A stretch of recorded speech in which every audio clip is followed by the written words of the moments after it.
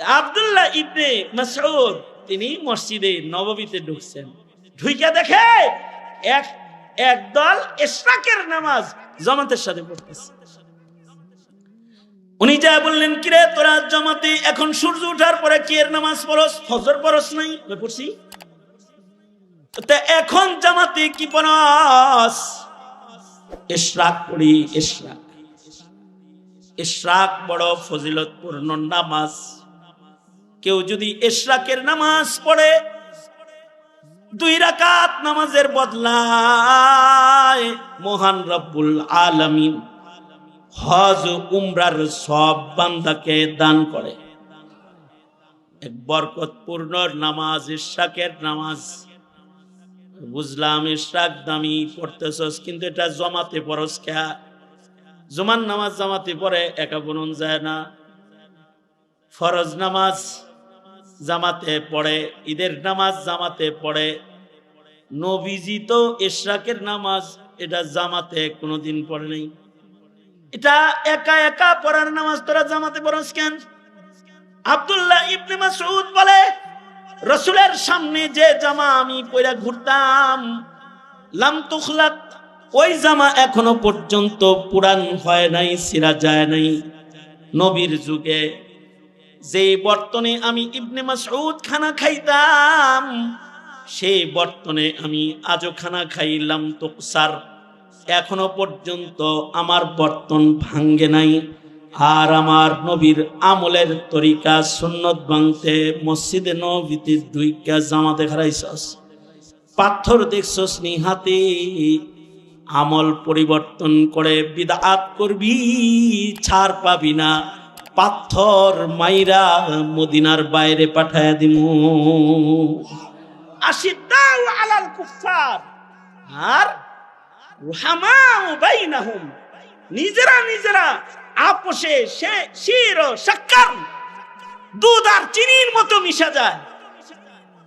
আর আল্লাহর রাসূলের নিকটে জান্নাতে থাকার জন্য তারা নামাজের সেজদা রুকু দেওয়ার জন্য পাগল হয়ে যায়। তারাহুম রুকআন সুজদাই ইয়াবতাগুনা ফাদলাম মিনাল্লাহি ওয়া রিদওয়ানা। এক সাহাবী নবীরে খুশি করছে। নবীজি তাকে বললেন, তোমার উপরে আমি খুশি হইছি, তে তুমি আমার কাছে কি চাও? সে বলে, রিফাকাতুকা ফিল জান্নাহ, আপনার সাথে জান্নাতে থাকতে চাই। নবী বললেন, এত বড় জিনিস চাইলে কে ছোট করে চাও? সাহাবী বলে, এটা না পাইলে অন্য কিছু আমার দরকার নাই। নবীজি বললেন, ঠিক আছে, যেহেতু ধরছো আমার লগে জান্নাতে থাকার, ঠিক আছে যাও থাকবা। আল্লাহ পাক বলে, সাহাবীদের গুণ আল্লাহ বলে যে তাদের চেহারায় সেজদার দাগ, এত নামাজ পড়ে যে সেজদার দাগ। এই সেজদার দাগ যদি কিয়ামত পর্যন্ত কোনো মুমিন মুসল্লির চেহারায় পাওয়া যায়, আল মারউ মান তাশাব্বাহা বিকাউমিন ফাহুয়া মিনহুম, যার রং যার সাথে মিলবে ময়দানে মাহশারে আল্লাহ তাগরে তার সাথে দাঁড় করাবে। সাহাবীদের কাসরাতে সুজুদের গুণ যদি, নামাজের গুণ যদি কারোর ভেতরে পাওয়া যায়, আর যদি কিয়ামত পর্যন্ত যত মুমিন আসবে তাদের চেহারায়ও সালাত আর সেজদার দাগ পাওয়া যায়, মহান রব্বুল আলামিন তার নবীর সাথে ওয়াদা করেছে, নবীর মাধ্যমে ওয়াদা করেছে, যাদের সাথে মিল হবে তাদের সাথে মহান আল্লাহ হাসর করে দিবি। আমাদের নবী আলাইহিস সালাতু ওয়াস সালাম যেমন শ্রেষ্ঠ, নবীদের মধ্যে তিনি যেমন শ্রেষ্ঠ, আমাদের নবীজির সাহাবায়ে কেরাম সাথী ছাত্র যারা নবীজিকে যারা পাইছে, নবীদের ভেতরে আমাদের নবীজি শ্রেষ্ঠ, আর পৃথিবীর সকল নবীর উম্মতের ভেতরে আমাদের নবীজির সাহাবী যারা তারা শ্রেষ্ঠ। সাহাবায়ে কেরামের শ্রেষ্ঠত্বের উপরে ঈমান রাখা, এটা আহলুস সুন্নাতি ওয়াল জামাআর দিক নির্দেশনা। সাহাবায়ে কেরামকে শ্রেষ্ঠ মুমিন হিসাবে, তাদেরকে হকের মেয়ার হিসাবে আল্লাহ পাক তাদেরকে আল্লাহর পছন্দনীয় মুমিন হিসাবে যে সনদ দান করেছেন, এইটাকে বিশ্বাস করা এবং তাদের সম্মানকে মানা, এটাও ঈমান। যদি কেউ এটা না মানে তাহলে তার ঈমানই নুকসান হয়ে যায়। সাহাবায়ে কেরাম শ্রেষ্ঠ। সাহাবায়ে কেরাম যুগে যুগে সব নবীরই সাহাবী ছিল। তো আমাদের নবী আলাইহিস সালামের সাহাবা যারা, আমাদের নবীজির সাহাবীরা সকল নবীর সাহাবীর ভেতরে শ্রেষ্ঠ। এবং আমাদের নবী আলাইহিস সালামের সংস্পর্শে যারা নিজেকে গড়েছেন, বানাইছেন, তাদের সনদ, তাদের ঈমানের সনদ, তাদের শ্রেষ্ঠত্বের সনদদাতা হলেন স্বয়ং আল্লাহ। নবীজি সাহাবায়ে কেরামকে ছাত্র বানাইছেন, ছাত্র হিসেবে গড়ে তুলেছেন। নবীজি ছিলেন শিক্ষক, আর সাহাবীদেরকে পাশের সনদ, তারা যে ছাত্র হিসেবে পাশ করছে সবাই, এই পাশের সনদ দিয়েছেন স্বয়ং আল্লাহ তাবারক ওয়া তাআলা নিজে। উলাইকাল্লাযীনা ইমতাহানাল্লাহু কুলুবাহুম লিত্তাকওয়া। সাহাবীদের পরীক্ষক হলেন আল্লাহ, শিক্ষক হলেন মুহাম্মদুর রাসূলুল্লাহ সাল্লাল্লাহু আলাইহি ওয়াসাল্লাম, আর পরীক্ষক কে? আল্লাহ। আল্লাহ তাআলা সাহাবায়ে কেরামের গুণগান নিজ কালামে বর্ণনা করেছেন, নিজের জবানে সাহাবীদের গুণ গাইছেন। তারা এতই শ্রেষ্ঠ, এতটাই উঁচু মর্যাদায় তারা অধিষ্ঠিত যে তাদের গুণগান আল্লাহ তাআলা নিজে গাইছেন। শুধু কোরআনে গান নেই, তাদের গুণগান গুলা আল্লাহ তাআলা পূর্বের কিতাবেও গেয়েছেন।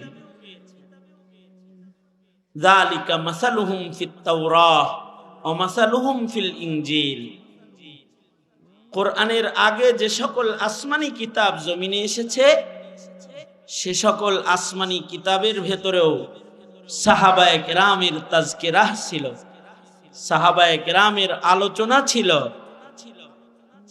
আল্লাহ তাআলা পূর্বের যুগের উম্মতদেরকেও, সাহাবীদেরকেও সাহাবিয়াত শিক্ষা দিতে, নবীর মাইয়াত শিক্ষা দিতে সাহাবীদের আলোচনা পূর্বের যুগের নবীদের উপরে অবতীর্ণ গ্রন্থের মধ্যেও আল্লাহ তাআলা করছেন। সাহাবায়ে কেরাম হুবহু নবীজির নকল কপি হয়েছিলেন। কোনো কিছু যদি হুবহু নকল হয় তাহলে এটা মার্কেটে চলে না। আসলের নকল হুবহু হইলে এটাও কিন্তু খুব চলে। নবীরা তো আসল মানুষ, আর সাহাবীরা হলো নবীদের অনুকরণের নকল। তবে নকলের ভেতরে তারাও এত ভালো নকল করেও তারা আল্লাহর কাছ থেকে আসলের সনদ গ্রহণ করছেন।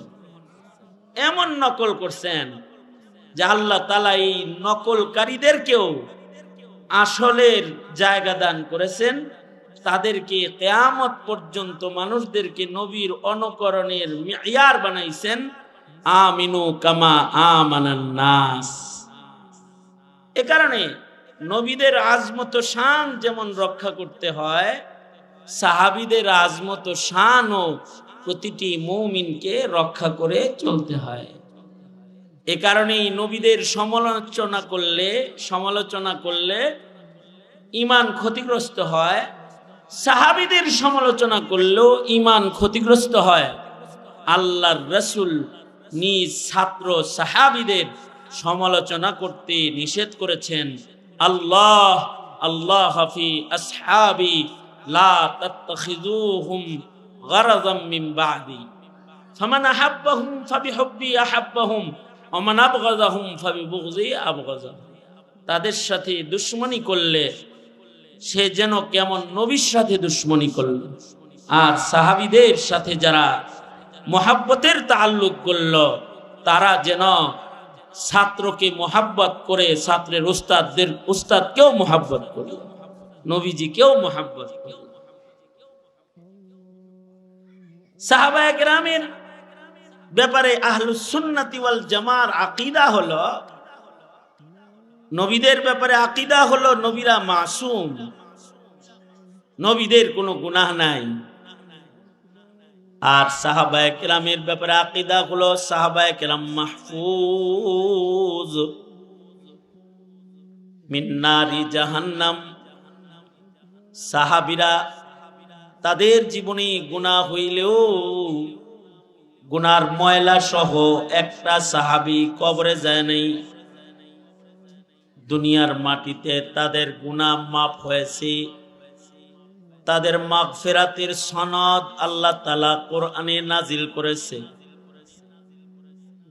শুধু মাগফিরাতের সনদ দেন নাই, তাদের দারাজাত লাহুম মাগফিরাহ, যেমন তাদেরকে মাগফিরাত আল্লাহ তাআলা দিয়েছে, তাদেরকে আল্লাহ পাক দারাজাতও দান করেছেন, মর্যাদাও দান করেছেন, এবং তাদেরকে আল্লাহ পাক আজরে আজিম দান করবেন। এই ঘোষণা আল্লাহ পাক আল্লাহর পক্ষ থেকে দিয়েছেন। সাহাবায়ে কেরামই ওই জামাত যাদের দুনিয়ার জীবনে দুনিয়ার হায়াতে জান্নাতের নিশ্চিত সুসংবাদ শ্রবণ করার মুজাহাদা মেহনত সাহাবীরা করছেন।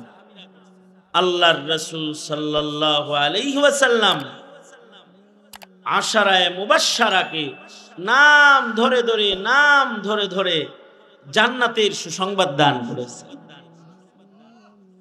দুনিয়ার মাটিতে তারা নিজেদের জান্নাতের সুখবর শুননেওয়ালা জামাত হলো সাহাবায়ে কেরাম।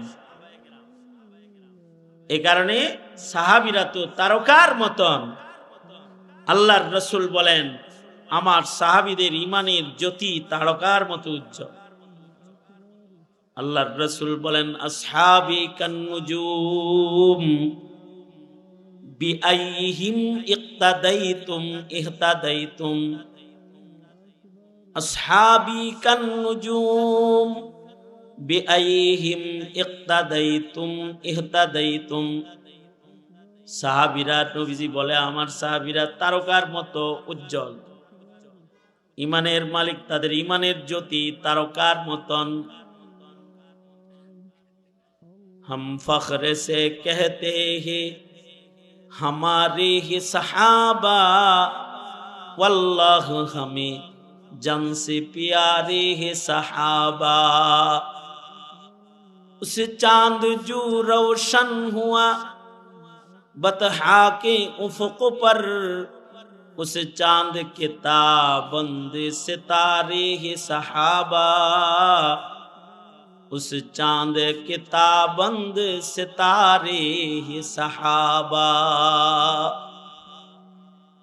আকাশের পাশে তারকাগুলোকে যেমন মানায়, শ্রেষ্ঠ নবীর নবুয়তের চতুর্দিকে ১৬ লক্ষ সাহাবীর প্রত্যেককেই একই রকম মানায়, তারকার মতন মানায়। আল্লাহর নবীর সামান্য সময়ের সোহবত যে উঠাইছে, সব রাদিয়াল্লাহু আনহুম ওয়া রাজু আনহের ভেতরে ঢুকে গেছে যে তারা আল্লাহর উপরে রাজি, আল্লাহও তাদের উপরে রাজি।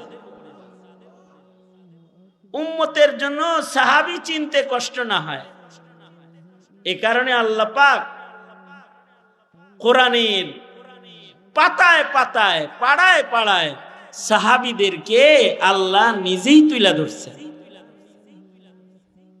সাহাবায়ে কেরামের শুধু জাগ্রত থাকা না, সাহাবায়ে কেরামের ঘুমন্ত অবস্থাকেও, এই এদিকে তাকান আপনি, সাহাবায়ে কেরামের শুধু জাগ্রত থাকা আমলের অবস্থা না, জেগে জেগে নামাজ পড়ছে, রোজা রাখছে, জিকির করছে, তিলাওয়াত করছে, এই অবস্থা না।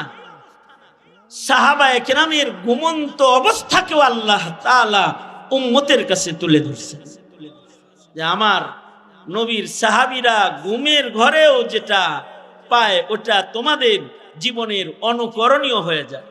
এই কারণেই সাহাবায়ে কেরামের স্বপ্ন, সাহাবীরা যে স্বপ্ন দেখেছেন, নবীদের স্বপ্ন যেমন ওহী, ইব্রাহিম আলাইহিস সালাম ঘুমে স্বপ্নে দেখতেছেন সন্তান জব করতেছে, এটা যেমন ওহী, নিজের ছেলেকে যায় বলে ইন্নী আরা ফিল মানামি আন্নী আযবাহুক, এই ছেলে আমি স্বপ্নে দেখেছি যে তোমাকে আমি জবাই করতেছি আল্লাহর রাহে। ইসমাঈল আলাইহিস সালাম বুঝা ফেলেছেন পয়গম্বরের স্বপ্ন তো ওহী রে, তাইলে তো আমার জব হইতে হইব। ইব্রাহিমের স্বপ্ন শুনে ইসমাঈল বলে ইয়া আবা তিফআল মা তুমার সাতাজিদুনি ইনশাআল্লাহু মিনাস সাবিরিন।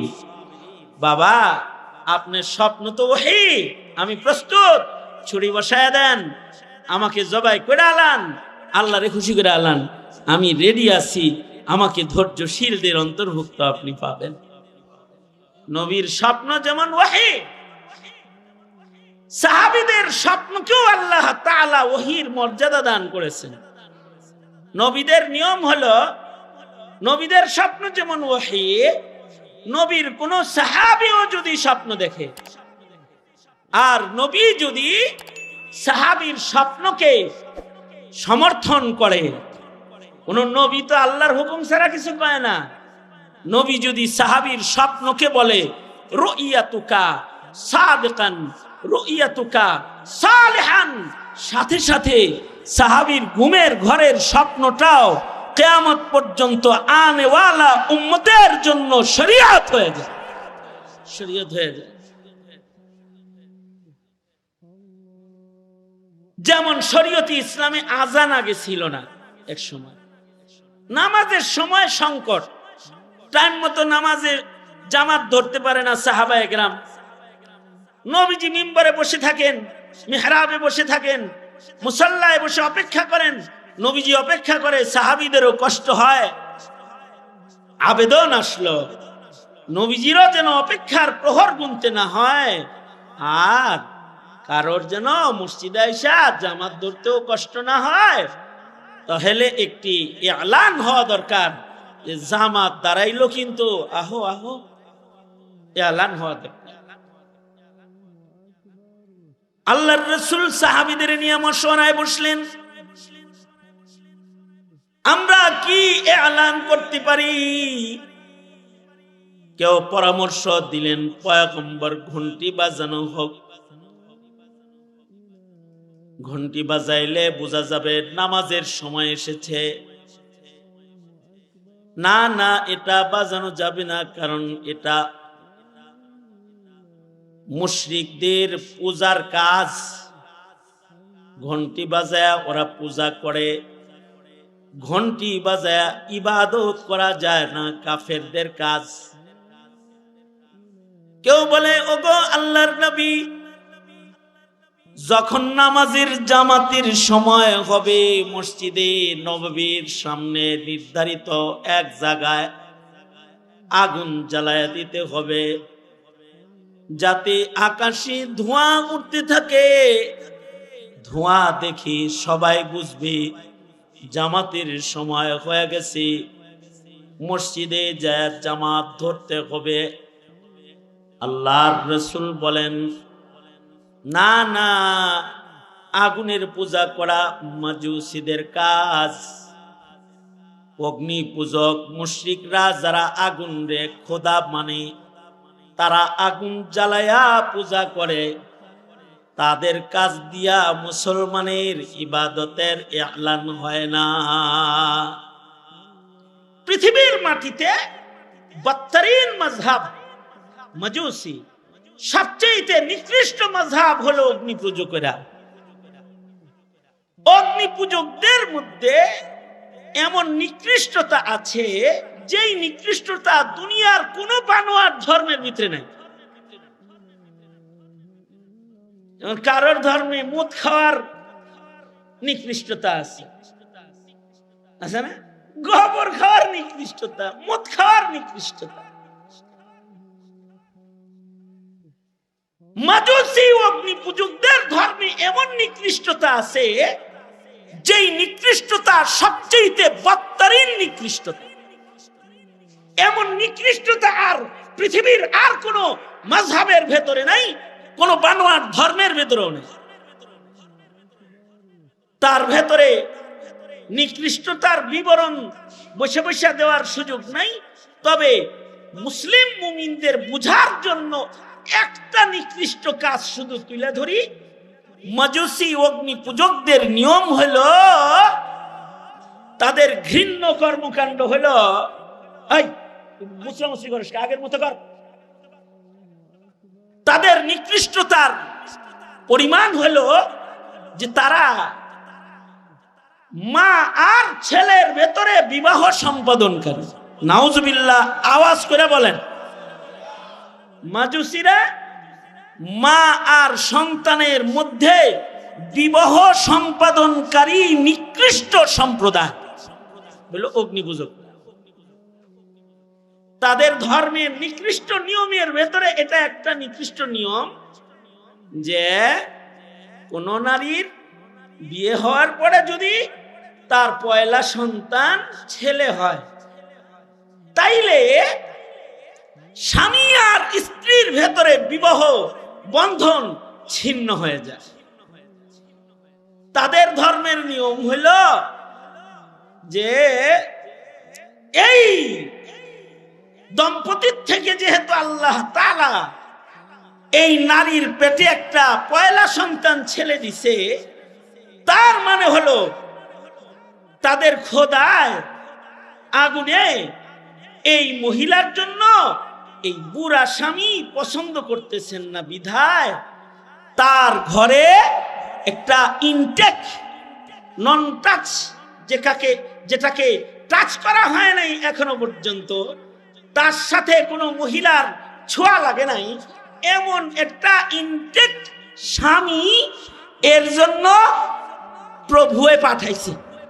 সুতরাং এই বুড়া জামার লগে বিয়া ক্লস। এবার তাইলে কি হবে? সবাই মিলে এই নারীর পেট থেকে জন্মগ্রহণ করা ছেলের লগেই এই মহিলার বিবাহের অনুষ্ঠান করে বউয়ের কোলে নিজের ছেলেরে স্বামী বানায়া তুলে দেয়। স্বামী পাল্লা টেল্লা পুষালো, নিজের মতো গইরা দাও। নাউজুবিল্লাহ, আস্তে করে বলেন কে? জোরে কন নাউজুবিল্লাহ। মিয়া কিরকম নিকৃষ্ট কাজ! পয়লা সন্তান যদি ছেলে হয়, মহল্লার সব মজুসিনা যায়া ছেলেটারে সান্ত্বনা দেয়, কান্দো না, একটা গাছে তাতে কি আর একটা বিয়া করাই দিব। আর নারীরা যায় ওই মহিলাকে ফুলের মালা দেয়, খোশ আমাদের তোমাকে আল্লাহ তাআলা ইনটেক স্বামী দান করেছে, তোমার ভাগ্য ভালো। এই নীতিকে তারা নিজেদের মাযহাবের অংশ বানায়া বদতরিন এক কাজ তারা তাদের মাযহাবে চালু করে। এই রকম নিকৃষ্ট কর্মকাণ্ড মাজুসি সম্প্রদায় অগ্নি পূজকদের ভেতরে আছে। বাংলাদেশেও একটা দল বাংলাদেশের মুসলমানদেরকে অগ্নি পূজক বানাইতে শিখা, চিরন্তন শিখা অনির্বাণ জ্বালাই হাসিনার শাসনামলে মুসলমানদেরকে অগ্নি পূজা শিক্ষা দেওয়ার ষড়যন্ত্র করেছিল। আলেমরা প্রতিবাদ করেছে, মুসলমানরা ও আগুন রে সালামালকে দিতে তো যায় না, বাংলাদেশের মুসলমানদের ঘরের কুত্তাও ও শিখা চিরন্তনের কাছে যায় না।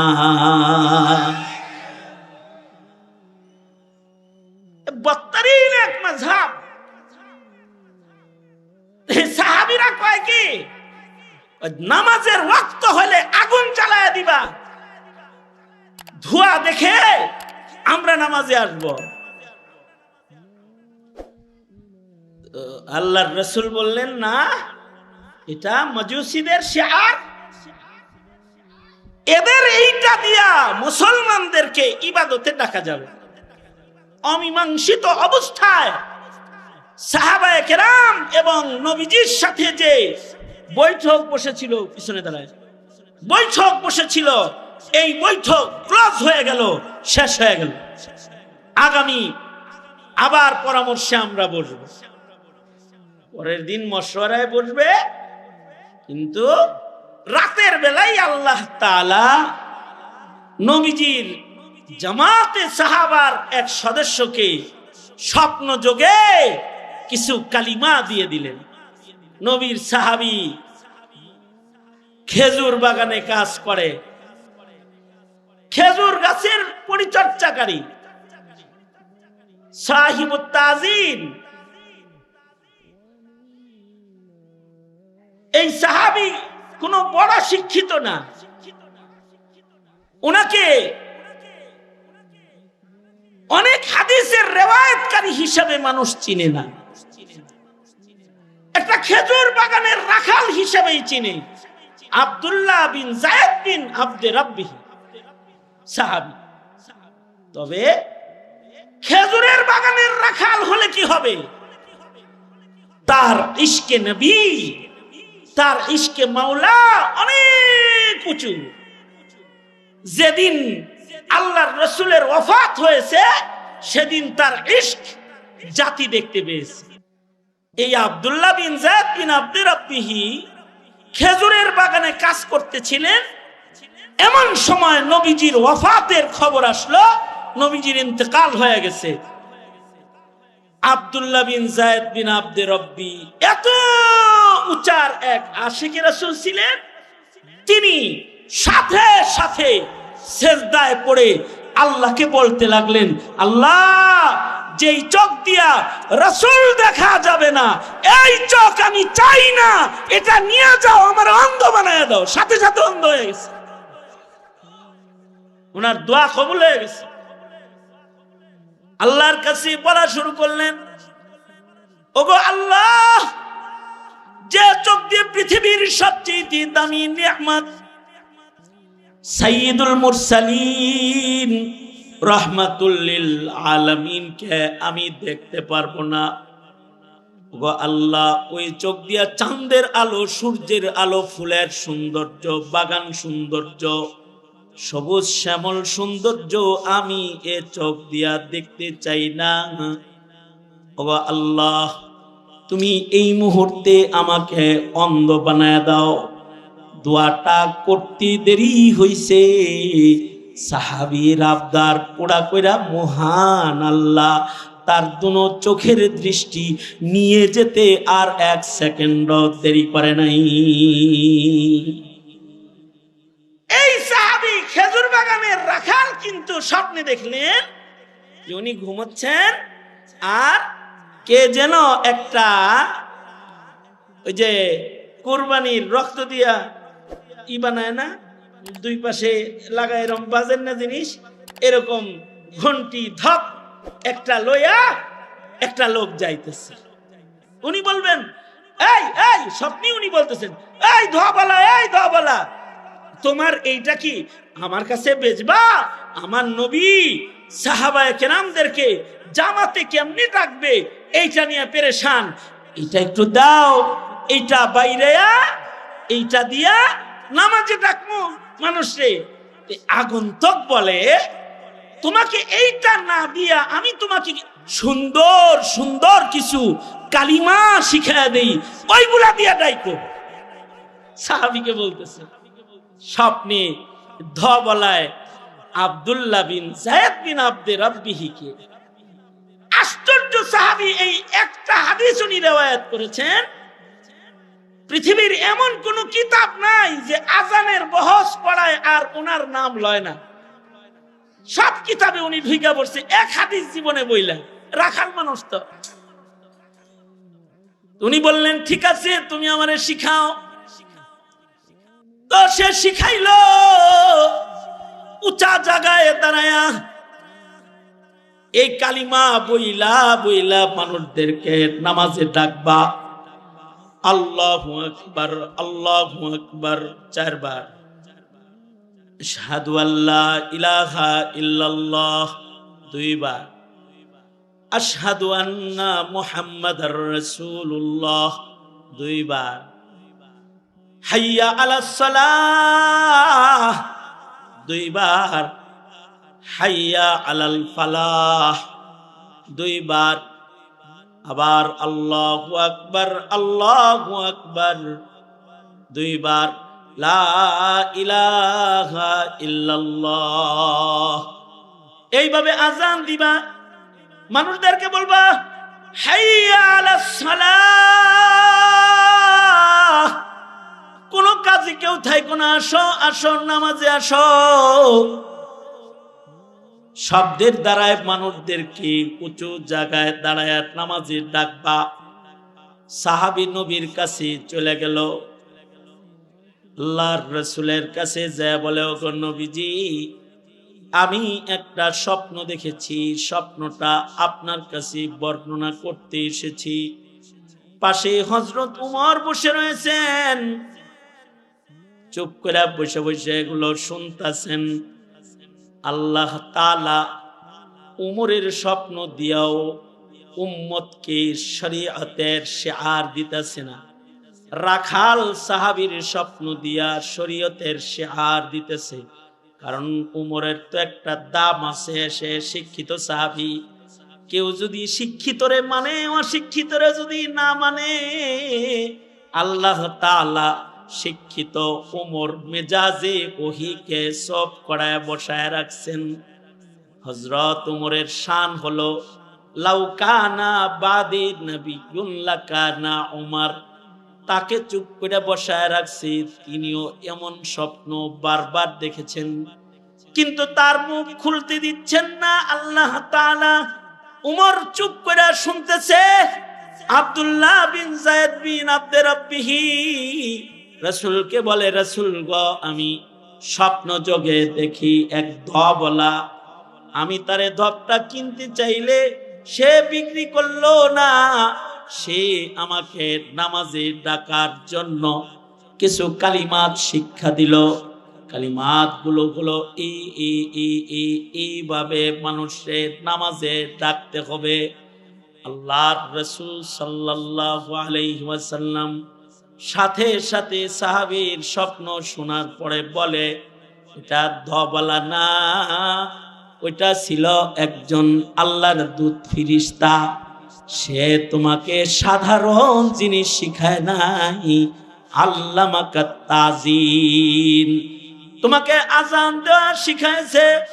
তুমি সাহিবুল আজান, রুইয়াতুকা সাদিকান রুইয়াতুকা সালিহান। তোমার এই স্বপ্নটা আল্লাহর পক্ষ থেকে দেখানো সত্য স্বপ্ন। আমাদের মধ্যে যার গলার আওয়াজ বড় তাকে ডেকে নিয়ে আসো। সবাই মিলা কালা বেলালকে ডেকে নিয়েছে। ডেকে আনলে নবীজি বলে, এই স্বপ্নের কথাগুলো বেলাল নামাজের ওয়াক্ত হলে উঁচা জায়গায় দাঁড়ায় দাঁড়ায় তুমি বলতে থাকবে। আল্লাহর রাসূল বেলালকে দিয়া আজান দেওয়ালেন।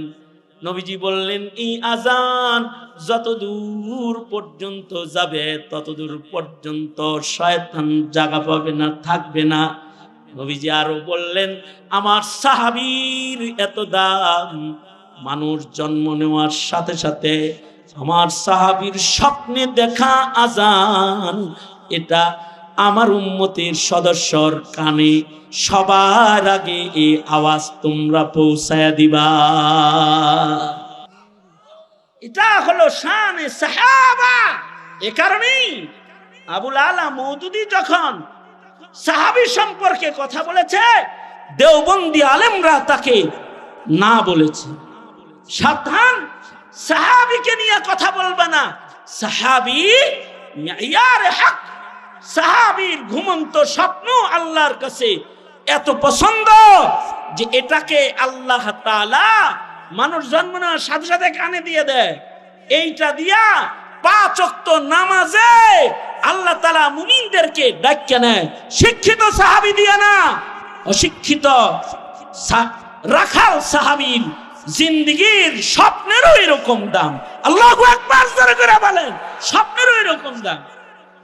এ কারণে আল্লাহ তাআলা বলেন, আমিনু কামা আমানান নাস, তোমরা ঈমান আনো ওইরকম যেমন ঈমান সাহাবায়ে কেরামের ছিল। সাহাবায়ে কেরামের ঈমানের কালার গুলো আল্লাহ তাআলা নিজে কোরআনে বর্ণনা করে বলেন, আমার নবী মুহাম্মাদুর রাসূলুল্লাহ আর তার সাথী সাহাবী যারা তারা কেমন, তাদের গুণগুলো কি তোমরা জানো? তাদের গুণগুলো হলো ওয়াল্লাযীনা মাহু আশিদ্দাউ আলাল কুফফার। আমার নবীর সাহাবীদের গুণ হলো, আমার নবীর সাথী সাহাবী যারা, তাদের একটা গুণ হলো আশিদ্দাউ আলাল কুফফার। আমার নবীর সাহাবীরা কাফের কুফরের বেলায় বড় শক্ত। এই যুগের মুসলমানদের মতো না, নিজেরা নিজেরা একে অপরের মারো, কাটো, জ্বালাও, পোড়াও আর হিন্দুর গলা ধরে শুয়ে থাকো, এই রকম মুসলমানি না। আশিদ্দাউ আলাল কুফফার, কাফেরদের সাথে শক্ত, কুফরের বেলায় শক্ত, নীতি নৈতিকতার বেলায় শক্ত, বাতিলের মোকাবেলায় তারা শক্ত, অন্যায়ের মোকাবেলায় তারা শক্ত। কিন্তু রুহামা বাইনাহুম, নিজেরা নিজেরা একে অপরের সাথে শির ও সাক্কার ভক্ত, একে অপরের খুব খায়ের খা। এগুলো সাহাবীদের গুণ। এবং এই সাহাবীদের গুণ যাদের ভেতরে পাওয়া যায়, তারা আহলুস সুন্নাতি ওয়াল জামাআহ হিসেবে গণিত হয়। এই কারণেই কারোর ভেতরে শক্তি শক্তি হকের ব্যাপারে না পাওয়া গেলেও দেওবন্দীদের ভেতরে হকের ব্যাপারে বড় শক্তি, হকের মোকাবেলায়, হকে বাতিলের মোকাবেলায়, হকের পক্ষে দেওবন্দীরা যত শক্ত, এত শক্ত আর কেউ নাই। এ কারণে বলা হয় দেওবন্দীরা হলো সাহাবায়ে কেরামের নকল কপি। আল্লাহু আকবার করে বলেন। যেই দেওবন্দি গঠন করা হয় এই মাদারেসে কওমিয়ার ভেতরে, হকের বেলায় তারা শক্ত। আশিদ্দাউ আলাল কুফফার, কাফেরদের মোকাবেলায় তারা বড় শক্ত। কুফরের বেলায়, অন্যায়ের বেলায়, বিদআতের সাথে, ফিস্ক ও শিরকের সাথে, সবকিছুর সাথে তারা বড় শক্ত। এটা সাহাবীদের একটা গুণ। আব্দুল্লাহ ইবনে মাসউদ রাদিয়াল্লাহু আনহু সাহিবুন নালাইন, আফকাহুস সাহাবা, সাহাবীদের ভেতরে সবচেয়ে বড় মুফতি সাহেব ছিলেন আব্দুল্লাহ ইবনে মাসউদ। এবং সাহিবুন নালাইন, নবীজির জুতা বহনকারী পাহারাদার সাহাবী হলেন আব্দুল্লাহ ইবনে মাসউদ। এই আব্দুল্লাহ ইবনে মাসউদ রাদিয়াল্লাহু আনহু, উনি সূরা রহমান মুখস্থ করে আল্লাহর রাসূল সাল্লাল্লাহু আলাইহি সাল্লামকে মক্কা মুআজ্জামায় যখন সূরা রহমান নাজিল হয়েছে, এটা পুরাটা মুখস্থ করে আল্লাহর শান সাথে সাথে শুনায়া দিছিলেন নবীজিকে। আর উনি করছে কি, সূরা রহমান মুখস্থ করে মাতাফে বাইতুল্লাহতে যায় জোরে জোরে চিল্লায়া পড়া শুরু করছে। বাচ্চা তখন আবু জেহেল একটা থাপ্পড় মারছে, আর হযরত আব্দুল্লাহ ইবনে মাসউদের কান দিয়া রক্ত বের হয়ে গেছে, কান দিয়া রক্ত বের হয়ে গেছে এক থাপ্পড়ে, এবং অসুস্থ হয়ে পড়ছেন। নবীজির কাছে নিয়ে গেছে। আল্লাহর রাসূল এত বেশি কষ্ট পাইছেন যে নবীজি আব্দুল্লাহ ইবনে মাসউদকে দোয়া দিয়ে দিবেন। বদরের যুদ্ধে নবীর দোয়া ফইলা গেল। এই ইবনে মাসউদের কান দিয়া সূরা রহমান পড়া রক্ত বের হইল। আর বদরের যুদ্ধে দুই সাহাবিয়ে যখন আবু জেহেলরে আহত করে ফালায়া দিয়ে চলে গেছে, রুহু তখনও আছে। ইবনে মাসউদ চারওয়া এর ছেলে, সে এখান দিয়ে যায় আর দেখে কি আবু জেহেল হানো নরে চড়ে। উনি যা কয়, কিরে তুই মরস নাই? কয় না মরি নাই তো। আল্লাহ তোরে আমার লেগে রাখছে, হ্যাঁ তাহলে কাটি, তোর গলাটা কাটি। তো উনি বুকের উপরে বৈশা, আবু জেহেলের তো হাত পা কিছু নাই, পরে রইছে, গলা কাটতেছে। যখন কাটে তখন আবু জেহেল কয়, ইবনে মাসউদ দুঃখ হইল, তুই কাটতেছস আমার গলা, একটা নেতার হাতে মরতাম, তোর হাতে মরতাছি। রাখালের ছেলে তুই। দ্বিতীয় নাম্বার হলো, ঠিক আছে কাটতেছস যেহেতু গলাটা একটু বড় করে কাটিস, আমি যে নেতা এটা যেন কাটার পরেও বোঝা যায়, একটু বড় করে কাটিস। ইবনে মাসউদ উনি নিজের হাতে গলা কাটলেন, কাটটা তরবারি দিয়ে কান ছিদ্রি করলেন, এই দিক দিয়ে রশি দিয়া, এই কান দিয়া রশি বাইর কইরা মাটিতে শেষরায়া শেষরায়া আবু জাহেলের গর্দানকে নবীজির সামনে পেশ করলেন। আল্লাহর রাসূল দেখে জিবরাইল হাসতেছে, নবীজিও হাসলেন। সাহাবীরা বলে, এটা দেখে হাসেন কেন? আল্লাহ হাসতেছে, জিবরাইলও হাসতেছে। এই যে থাপ্পড়টা দিয়ে কান ছিদ্রি করছিল না, আজকে আল্লাহ তাআলা ইবনে মাসউদ দিয়ে আবু জাহেলের কান সাদা করে দিছে, লেগে হাসবার লাগছে। এ আব্দুল্লাহ ইবনে মাসউদ সাহিবুন নালাইন, সাহাবী, আফকাহুস সাহাবা, সাহাবীদের ভিতরে সবচেয়ে বেশি ফকিহ, বড় ফকিহ সাহাবী। তিনি আল্লাহর রাসূল সাল্লাল্লাহু আলাইহি ওয়াসাল্লামের জুতার পাহারাদার, সাহিবুন নালাইন। হানাফি মাযহাব যেটা, এটা ইবনে মাসউদ রাদিয়াল্লাহু আনহুর নকল মাযহাব, ওনার আমলের নকল কবি। এ কারণে নবীজির হুবহু রং সাহাবী। সাহাবীদের ভেতরে আফকাহুস সাহাবা, ইবনে মাসউদের হুবহু রং হানাফি। আর হানাফিদের জীবন্ত রং দেওবন্দি। আল্লাহু আকবার, জোরে করে বলেন। হানাফিদের জীবন্ত রং দেওবন্দি, দেওবন্দির জীবন্ত রং ওয়াহাবি কওমি। এগুলা জীবন্ত রং।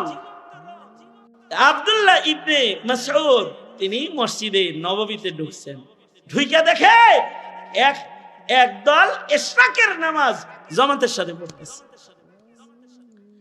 উনি যা বললেন, কিরে তোরা জামাতে এখন সূর্য ওঠার পরে কি এর নামাজ পড়স? ফজর পড়স নাই? পড়ছি। তো এখন জামাতে কি পড়স? ইশরাক পড়ি।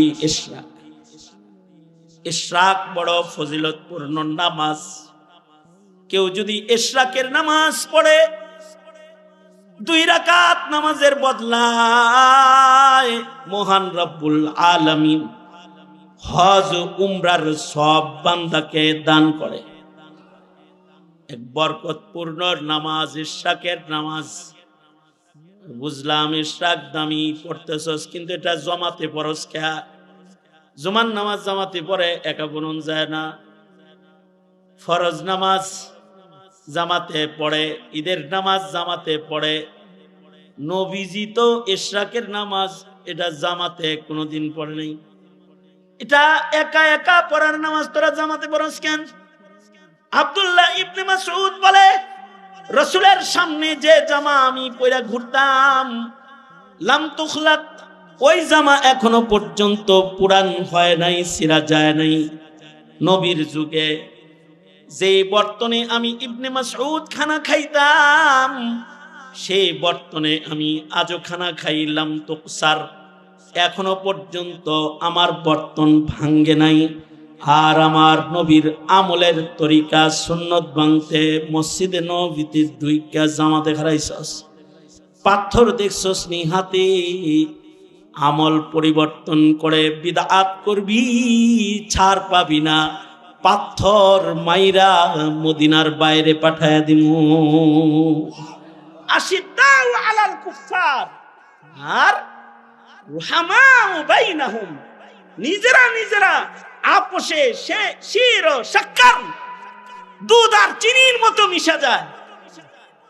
আর আল্লাহর রাসূলের নিকটে জান্নাতে থাকার জন্য তারা নামাজের সেজদা রুকু দেওয়ার জন্য পাগল হয়ে যায়। তারাহুম রুকআন সুজদাই ইয়াবতাগুনা ফাদলাম মিনাল্লাহি ওয়া রিদওয়ানা। এক সাহাবী নবীরে খুশি করছে। নবীজি তাকে বললেন, তোমার উপরে আমি খুশি হইছি, যে তুমি আমার কাছে কি চাও? সে বলে, রিফাকাতুকা ফিল জান্নাহ, আপনার সাথে জান্নাতে থাকতে চাই। নবী বললেন, এত বড় জিনিস চাইলে কে ছোট করে চাও? সাহাবী বলে, এটা না পাইলে অন্য কিছু আমার দরকার নাই। নবীজি বললেন, ঠিক আছে, যেহেতু ধরছো আমার লগে জান্নাতে থাকার, ঠিক আছে যাও থাকবা, কিন্তু আলাইকা বিকাসরাতিস সুজুদ, বেশি বেশি সেজদা দিবা, তাহলে জান্নাতে বেশি কাছে থাকবা। এইটা সব সাহাবী বুঝতো যে সেজদা বেশি দিলে নবীর কাছাকাছি থাকুন যায়।